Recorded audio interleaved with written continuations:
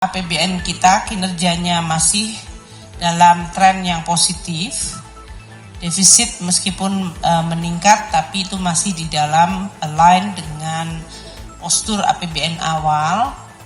Realisasi dari penerimaan dan belanja dalam hal ini masih sesuai, meskipun tadi kita sampaikan penerimaan mengalami tekanan dan belanja mengalami pertumbuhan yang cukup tinggi. PNBP telah mencapai di atas target APBN. Postur dari APBN sampai dengan akhir November adalah di dalam tabel ini. Kita lihat ya, tadi pendapatan negara 2.492,7 triliun atau tumbuh 1,3%, 89% dari APBN undang-undang yang seharusnya mencapai 2.802,5. Penerimaan perpajakan 1.946,7 triliun sampai akhir November itu adalah 84,3% dari target APBN 2.309,9 triliun, tumbuh tipis 1,7%. Untuk penerimaan pajak sendiri 1.688,9 triliun, ini adalah 84,9% dari Undang-Undang APBN dan tumbuh 1,1% dari tahun lalu.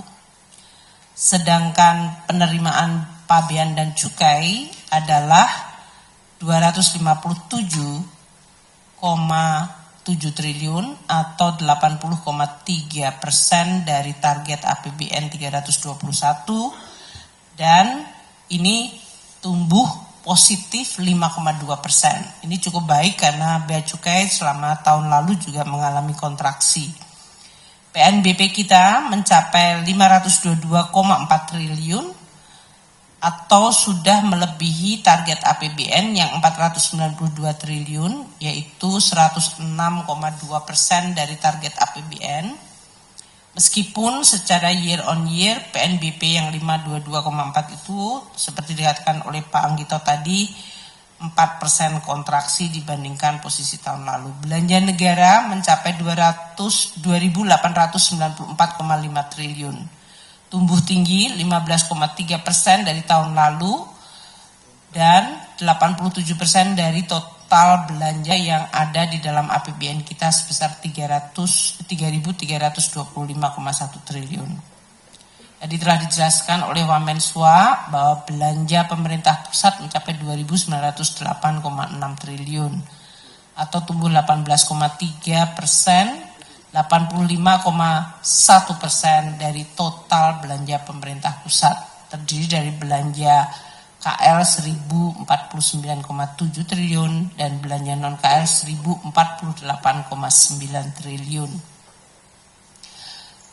Untuk transfer ke daerah, tadi Wamen Tommy menyampaikan 795,8 triliun atau sudah 92,8% dari APBN yang sebesar 857,6 triliun.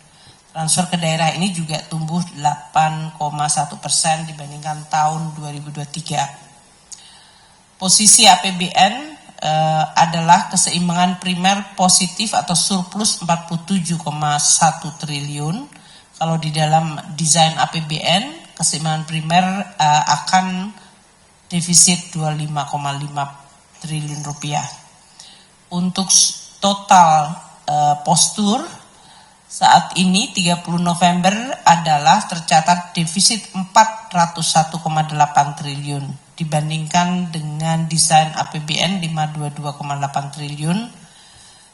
Ini masih lebih kecil, yaitu 1,81% dari GDP. Karena di dalam APBN, desain APBN defisitnya adalah 2,29% dari GDP. Pembiayaan anggaran telah terrealisir 428,8 triliun, 82% dari total pembiayaan anggaran yang ada di dalam APBN. Ini tumbuh cukup tinggi karena tahun lalu kita cukup mendapatkan penerimaan besar yang berasal dari perekonomian dan komoditas. Itu adalah kondisi APBN sampai dengan akhir November. Tadi telah ditekankan oleh Pak Suwa juga mengenai operasi kita dari Desember awal sampai akhir Desember dan sekarang sebenarnya sudah mencapai 9 Desember. Dalam 1 bulan ini seluruh belanja pemerintah kalau ditargetkan terrealisir dari Outlook itu masih 517 triliun,85. Jadi bulan Desember saja.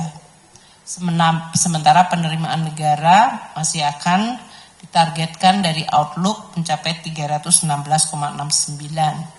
Inilah yang menjadi fokus kita dalam minggu-minggu ini karena kita akan bicara tentang belanja yang akan dibayarkan sebesar 517 tadi. Mungkin agak beda dengan Pak Wamen tadi karena dari mulai November untuk menggunakan lapset ini terhadap update Outlook. Operasi kita memang sangat signifikan dalam 3 minggu terakhir ini. Dan inilah yang tadi disampaikan, diharapkan ini akan menggerakkan dari sisi perekonomian karena volume dari operasi APBN memberikan stimulus terhadap perekonomian yang sifatnya sangat signifikan dengan belanja lebih dari 517 triliun yang akan dilakukan di bulan Desember saja. Pada saat kita juga tetap akan mengejar beberapa target penerimaan kita. Jadi kesimpulannya APBN kita kinerjanya masih dalam tren yang positif. Defisit meskipun meningkat tapi itu masih di dalam align dengan postur APBN awal.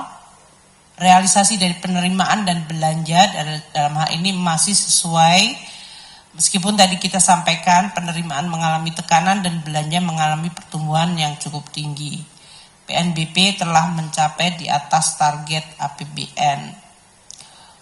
Untuk pertumbuhan ekonomi kita tetap optimis bahwa Q3 tetap terjaga kuat. Terutama akan didukung oleh konsumsi, itu masalah juga seasonal dan juga dengan inflasi yang terkendali rendah memberikan optimisme bahwa kita masih bisa menjaga momentum dari pertumbuhan itu.